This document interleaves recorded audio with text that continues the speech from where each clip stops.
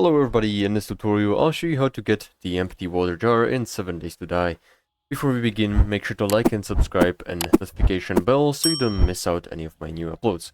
To begin, first things first, we'll need to have a forge crafted and placed down, and inside of here we'll need to have some sand and clay smelted inside of the forge. Sand can be found as driveways inside of cities or houses, and clay can be gathered by just harvesting the soil ground using a shovel.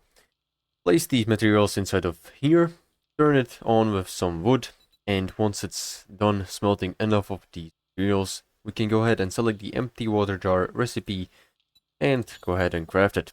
Also, these empty water jars can be found inside of some loot, like some trash piles or cabinets inside of kitchens. And this is pretty much all. How to get it. Make sure to like and subscribe if you found this helpful, and see you in the next one.